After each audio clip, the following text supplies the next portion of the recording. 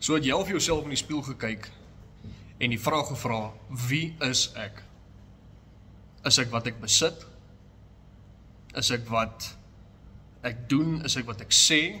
Is ek wat ander mense van my dink? Of is ek wat ek van ander mense dink? Jy is genoeg.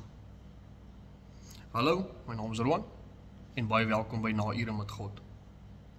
Efesiërs 2 vers 10 sê vir ons, want ons is sy maaksel, geskape in Christus Jesus tot goeie werke, wat God voorberei het, sodat ons daarin kan wandel. Ons leef vandag in 'n wêreld wat voortdurend vir ons sê dat jy net goed genoeg is as jy presteer, of jy is net aanvaarbaar as jy lyk soos die wêreldse standaarde, of jy is net aanvaarbaar as jy nie lyk soos die wêreldse standaarde nie. Maar God sê iets anders. Jy is genoeg. Nie omdat ons perfek is nie, maar omdat ek in jou woon, omdat God in jou woon. 1 Johannes 4 vers 4 sê, julle is uit God, my kinders, en het julle oorwin, omdat hy wat in julle is, groter is as hy wat in die wêreld is. Die wêreld vertel vir ons daagliks soveel leuns oor ons waarde. Identiteit vandag word gebou op dinge wat verbygaan. Jy weet, goed soos geld, status, aanvaarding. Ons meet onsself konstant op teenoor wat ander dink en wat ander sê. Die wêreld fluister vir ons dat, jy weet, as jy net 'n bietjie meer gehad het, sou jy gelukkig wees. Of as jy net beter gelyk het, sou jy aanvaar word. Of as jy net nie dit gehad het nie, sou jy aanvaar word in 'n sekere groep. As jy net presteer het, sal jy meer waarde hê. Maar hier lê die probleem. Hierdie tipe dinge verander. Wanneer jou werk verdwyn, wanneer mense jou teleurstel, wanneer die applous ophou, wie is jy dan? 1 Samuel 16 vers 7 sê vir ons, maar die Here sê vir Samuel, kyk na sy voorkoms en sy gestalte nie, want ek ag hom gering. Want nie wat die mens sien, sien God nie. Want die mens sien aan wat voor oë is, maar die Here sien die hart aan. Die vyand gebruik hierdie tipe onsekerheid om jou te laat glo dat jy nie genoeg is nie. Onsekerheid van wie wat is ek actually waardig? Is ek genoeg? Is ek mooi genoeg? Is ek slim genoeg? Het ek genoeg geld? Het ek genoeg besittings? Hy wil hê jy moet jou waarde soek in 'n dop. En hier lê 'n baie hartseer waarheid. Mense kyk daagliks na die buitekant. Hulle kyk na klere en voorkoms, posisie of prestasies, en op grond daarvan besluit hulle of iemand waardig is of nie. En ons sien dit baie in kerke vandag.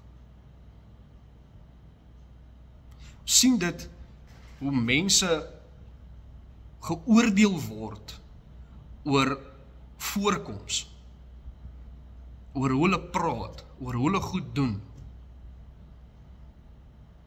Nou ek het vandag vir jou 'n vraag, wie is jy om te oordeel? Wie is ons om te oordeel? Gee dit ons die reg om iemand anders te oordeel op grond van sy voorkoms, of hoe hy dinge doen, of hoe hy dinge sê? Gee dit ons die reg om daai persoon aan te spreek, omdat ons nou voel, hy val nou nie in ons verwysingsraamwerk nie.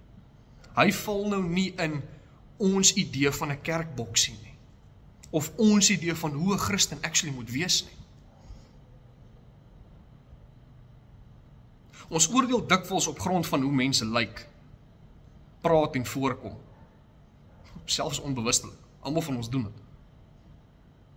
Maar elke keer as ons ander oordeel volgens die wêreldse standaarde, begin ons self daai standaarde glo. Daar is so 'n wortel voor ons neus geplaas van, jy mag nie dit nie, en jy mag nie daai nie, en nee, jy moet net nie dit sê nie, want Dit is nie hoe 'n Christen moet optree nie. Ons moet uit die kerkboks uitklim, ons moet mense begin aanvaar op grond van hoe hulle hart lyk, nie oor hoe hulle lyf lyk, of hoe hulle voorkoms lyk nie. Dit steel jou identiteit. Matteus 7 vers 1 sê, want met die oordeel waarmee julle oordeel, sal julle geoordeel word.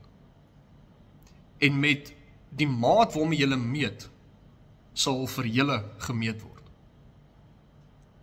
God kyk nie na die uiterlike nie. Hy kyk na die hart en hy roep ons om dieselfde te doen. So ek wil jou vandag vra, wie is jy in Christus? Wanneer jy jou lewe gee aan Jesus, verander alles. Jy kry 'n nuwe identiteit, nie gebaseer op prestasies, geld of voorkoms nie, maar op jou posisie in Christus.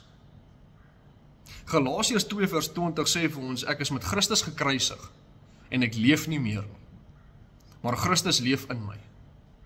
En wat ek nou in die vlees lewe, leef ek deur geloof in die Seun van God, wat my lief gehad het en homself vir my oorgegee het. Nou wat beteken dit? Dit beteken jy hoef nie meer te beklei vir erkenning nie. Jy is nie meer 'n slaaf vir mense se opinies nie. Jou waarde lê nie in jou foute nie, maar dit lê in jou verlosser. Jy is gekies, jy is geliefd, jy is aanvaar en jy is genoeg. Ongeag van hoe jy lyk, hoe jy praat, hoe jy dink en hoe jy dinge doen.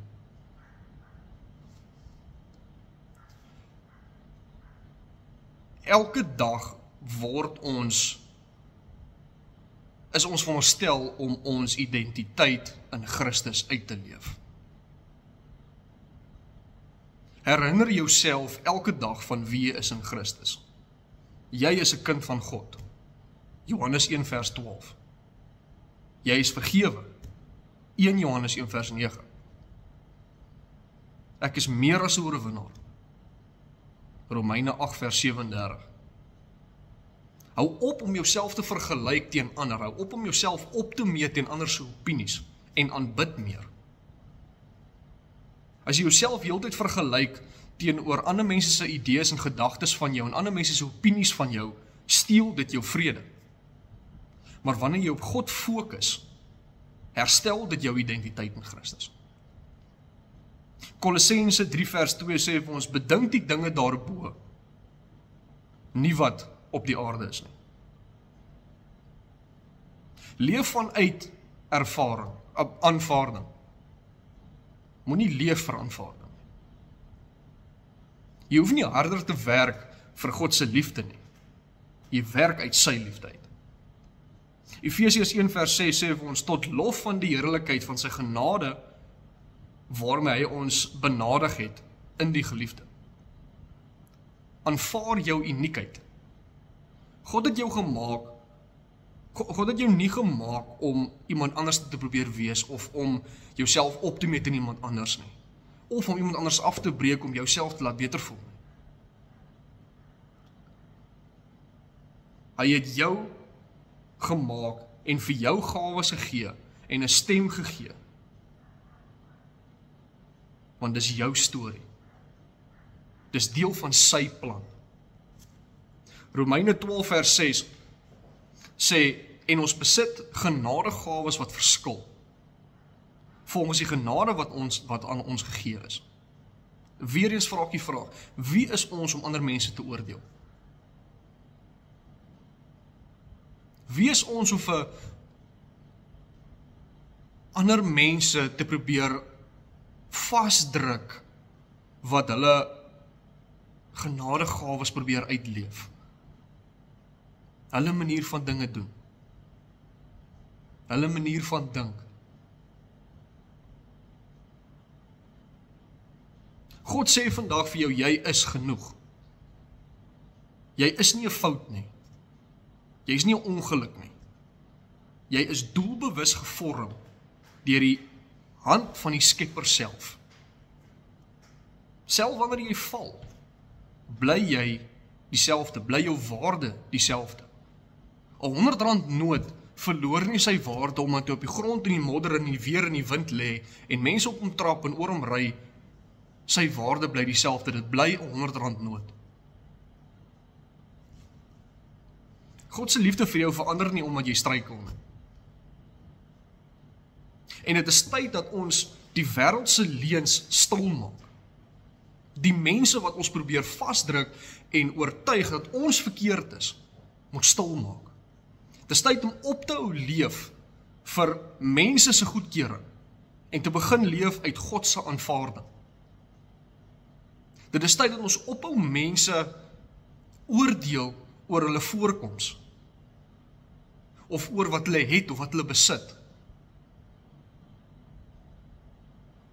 Dit is tyd dat ons ophou mense uit die kerk uitjaag wat nie in die boksie pas wat jy hom in wil plaas nie. Ons is hier gesit om mense nader te bring na God toe, nie mense weg te jaag, oor dat jy nou 'n manier het van dink van hoe 'n Christen nou eintlik moet wees nie. Jy hoef nie meer te bewys dat jy waardevol is nie. Die kruis van Christus bewys dit klaar. So wanneer die vyand kom om jou te herinner van wie jy nie is nie, herinner hom aan wie binne in jou leef. Jy is genoeg. Ongeag van hoe jy lyk, wie jy is, hoe jy praat en wat jy het. Jy is genoeg. Tot weer.